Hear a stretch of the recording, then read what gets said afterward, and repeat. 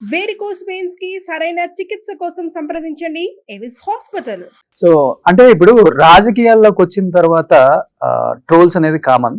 But 151 మంది ఎమ్మెల్యేలు ఉంటే ఎస్పెషల్లీ వై రోజా అనే దానికి సమాధానం ఏం చెప్తారు అది మీరు చెప్పాలి. నన్ను అడిగితే నేను ఎలా చెప్తాను? ట్రోలర్స్ కి మీకు ఒక ఎప్పుడూ కూడా అన్యోన్య సంబంధం ఉంది. కాయలున్న చెట్టుకే రాళ్ల దెబ్బలు అని పెద్దలు చెప్పారు.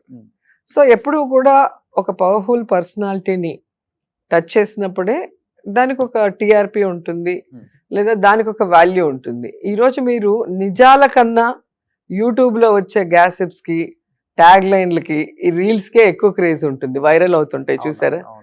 అంటే నెగటివ్ మెంటాలిటీ పెరుగుతూ ఉంది జనాల్లో. సో పాజిటివ్ని రిసీవ్ చేసుకునే దానికన్నా నెగటివ్ని చాలా ఫాస్ట్గా రిసీవ్ చేసుకుంటారు. అది ఒక ప్రాబ్లం.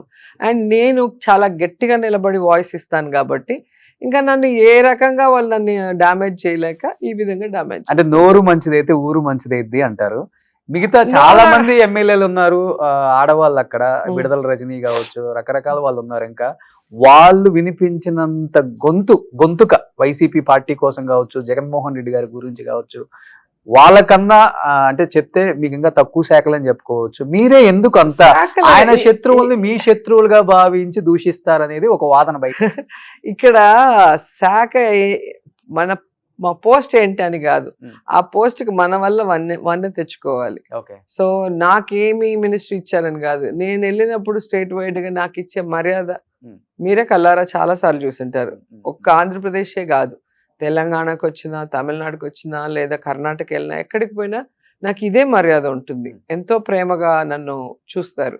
ఒక ఆంధ్రప్రదేశ్లో వెంజన్స్ పాలిటిక్స్ వచ్చాయి కాబట్టి ఈరోజు మిగతా వాళ్ళని ఏం మాట్లాడకుండా నన్ను మాట్లాడుతున్నారు. ఎందుకంటే లాస్ట్ 5 years లో చెప్పుకోవచ్చా మీరు చెప్పిన వెంజన్ పాలిటిక్స్? లేదు లాస్ట్ 5 years లో చాలా చేంజ్ కనిపించింది. ఎక్కడా లేదు. లాస్ట్ కాదు, 2014 నుంచి స్టార్ట్ అయింది, 14 to 19. మీరు చూస్తే ఆ 2014 to 19 రూల్స్ కి విరుద్ధంగా 1 year సస్పెండ్ చేయటం, అది కూడా కాల్ మనీ సెక్స్ రాకెట్ లో ఆడవాళ్ళ జీవితాలు వ్యభిచార కూపంలోకి వెళ్తుంటే దాన్ని అడిగినందుకు సస్పెండ్ చేశారు. ఆ విజువల్స్ మీరు చూస్తే మీకు అర్థమవుతుంది. అంటే నిజాన్ని నిర్భయంగా, ధైర్యంగా, గట్టిగా అడుగుతున్నాము. ఇది 10 మంది వింటున్నారు. ఇప్పుడు ఒక ఆర్టిస్ట్ చెప్పినప్పుడు వింటారు, నమ్ముతారు. సో ఈ అమ్మాయి చెప్పిందంటే దాంట్లో నిజం ఉంటుందని నమ్ముతారు కాబట్టి నా మీద కోపం. మిగతా వాళ్ళని అంత సీరియస్ గా తీసుకోలేదేమో మరి వాళ్ళు, అది వాళ్ళని అడగాలి. ఆ టైంలో భయం అనిపించిందా? హాస్పిటల్లో అడ్మిట్ అయ్యారు కదా. నాకు భయం ఏం లేదు.